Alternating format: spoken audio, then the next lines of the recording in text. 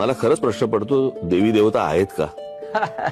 आणि एवढे देव 33 कोटी एवढे जर आहेत तर ते काय हे या सगळ्या गोष्टी का बघत बसलेत? तिथे आलेल्या बाया बिया हसतायत आणि बाळानंदगावकर गंगेचं पाणी हा आमच्या धर्माचा अपमान आहे. अनेक जण मला विचारतात की का हो तुम्ही भगवद्गीता वाचले का? म्हटलं नाही बाबा, ते जाडजूड पुस्तक मी वाचलेलं नाही. माझ्या इथल्या माझ्या देशावरती प्रेम करणाऱ्या मुसलमानांनी मला कुराण दिलंय. या देशाच्या स्वातंत्र्य लढ्यामध्ये भारतीय जनता पक्ष नव्हता किंवा संघ नव्हता, मुसलमान होते. त्यांनी बलिदान दिलेलं आहे.